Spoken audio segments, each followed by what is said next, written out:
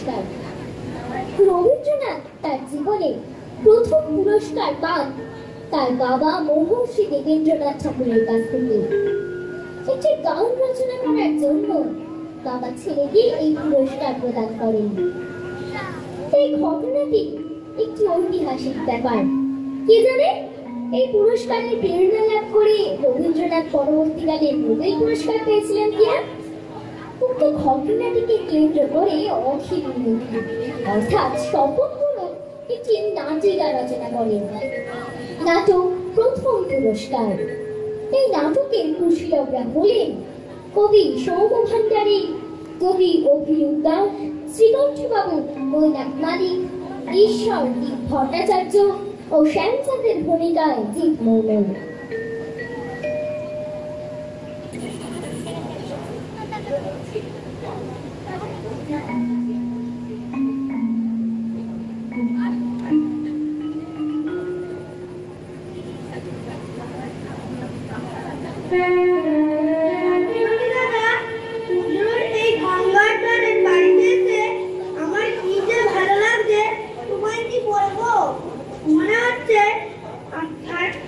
এই পৃথিবীটা যেন আমার সঙ্গে মিতালি পাতায় গঙ্গার উপর দিয়ে তখন পালতোলা নৌকা বয়ে চলে যায়।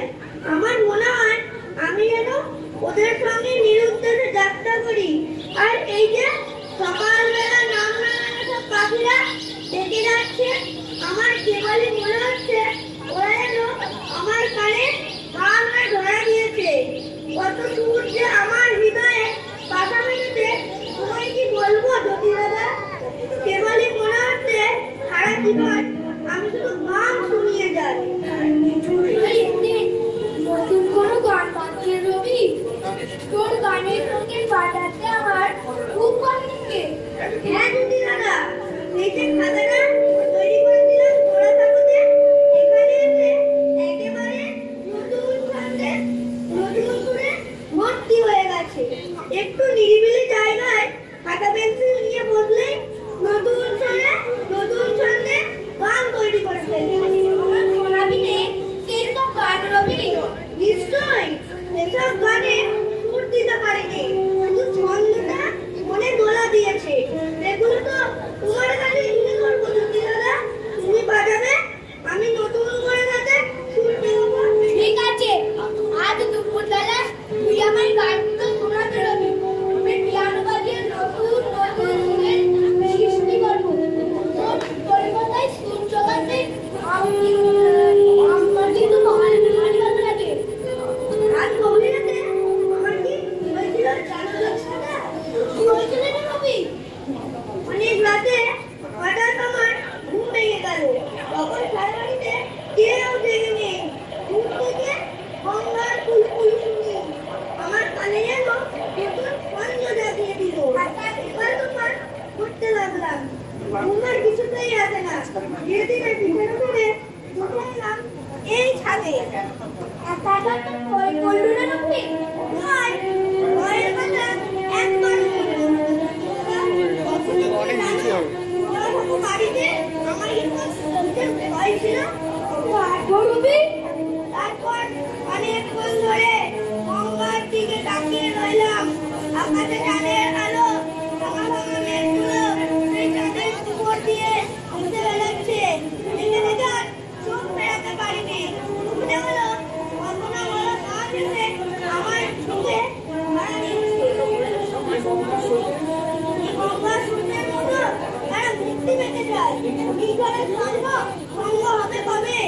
আমাদের আলো গঙ্গার মুখে খেলা করে বেড়াতে থাকলো। আমি অবাক হয়ে তাকিয়ে রইলাম। আমার আর কুমারী না রবি, শুধু গঙ্গার জল আর চাঁদের লুকোচুরি খেলা দেখবি। কিন্তু তার বদলে আমি কি পেয়েছি জানো?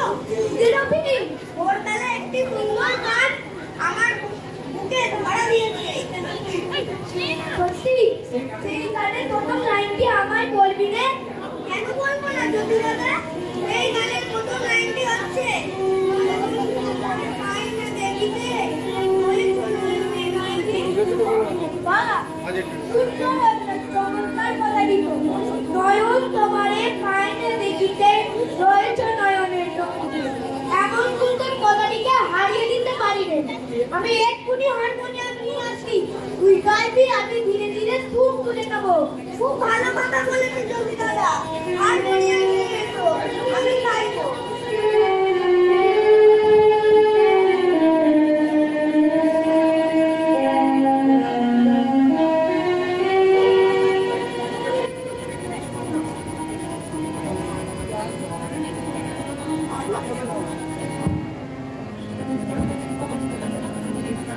নয়ন তোমারে পায়না দেখিতে রয়েছো নয়নে নয়নে। নয়ন তোমারে পায়না দেখিতে রয়েছো নয়নে নয়নে। হৃদয় তোমারে পায়না জানিতে, হৃদয় তোমারে পায়না জানিতে। হৃদয়ে রয়েছো গোপনে, রয়েছো নয়নে নয়নে। নয়ন তোমারে পায়না দেখিতে রয়েছো নয়নে নয়নে। পা পা সুন্দর রয়েছে, যেমন কথা তেমনি নয়ন তোমারে পায়না দেখিতে রয়েছো নয়নে নয়নে। নয়ন তোমারে পায়না দেখিতে রয়েছো নয়নে নয়নে। হৃদয় তোমারে পায়না জানিতে, হৃদয় তোমারে পায়না জানিতে। হৃদয়ে রয়েছো গোপনে, রয়েছো নয়নে নয়নে।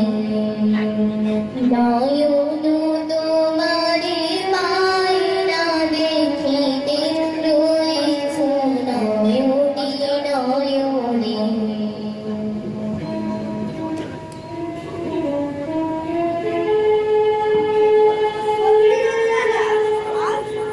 আজ সারাদিন ধরে এই গান আমার মনে ভ্রমণের মতো গুঞ্জন করে ফিরছে।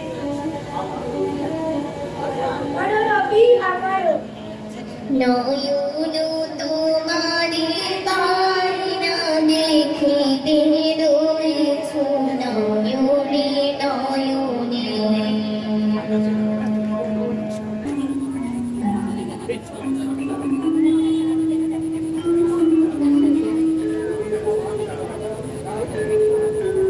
জানিস না, রোজ সন্ধ্যেবেলায় বর্ষা কোথায় এখানে ভগবানকে ডাকতে আসে, তাই তাড়াতাড়ি মাদুর বিছিয়ে দিতে এলাম। মুক্তুমা দিদি, এ বাড়িতে পড়া কেমন লাগবে? পয়সা বসে খুব ভালোবাসেন, ওই নিজের বাড়িতে অনেক ফুল ফুটে আছে, লোকের অভাব নেই।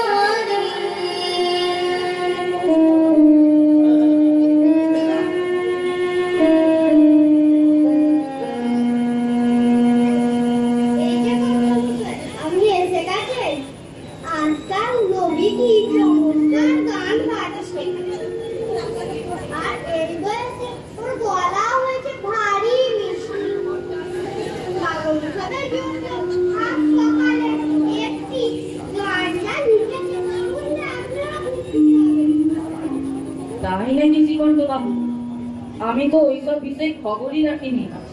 আচ্ছা, আমি ঈশ্বরকে দিয়ে রুবিকে ডেকে পাঠাচ্ছি। ঈশ্বর, ওহে ঈশ্বর।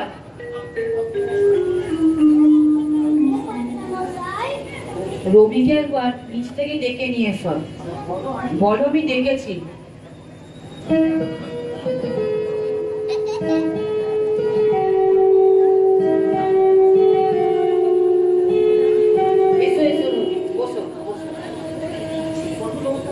শ্রীখণ্ড বাবুর কাছে শুনলাম তুমি নাকি খুব ভালো গান রচনা করতে শিখেছ। আমার উপাসনার আগে একটি শোনাও তো দেখি। নয়ন তোমারি পায়না দেখিতে রয়েছো নয়নে নয়নে। নয়ন তোমারি পায়না দেখিতে রয়েছো নয়নে নয়নে।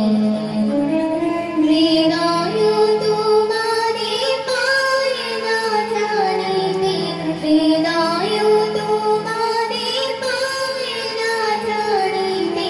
হৃদয়ে রয়েছো গোপনে রয়েছো নয়নে নয়নে। নয়ন তোমারি পায়না দেখিতে রয়েছো নয়নে নয়নে। বাসনার বাসে মরয়া বিরাত ধায় দাস দেশে পাগলের মত। বাসনার বাসে মরয়া বিরাত ধায় দাস দেশে পাগলের মত। স্থির রাখি তুমি মরণে সতত জাগিছে শয়নে স্বপনে রয়েছো নয়নে নয়নে। নয়ন তোমারি পায়না দেখিতে রয়েছো নয়নে নয়নে। নয়ন তোমারি পায়না দেখিতে রয়েছো নয়নে নয়নে।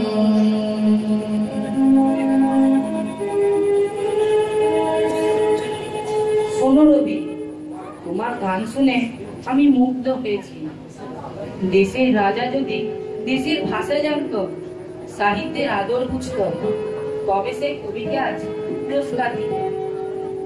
রাজার দিক থেকে যখন কোনো সম্ভাবনাই নেই, তখন সেই কাজ আমাকেই করতে হবে।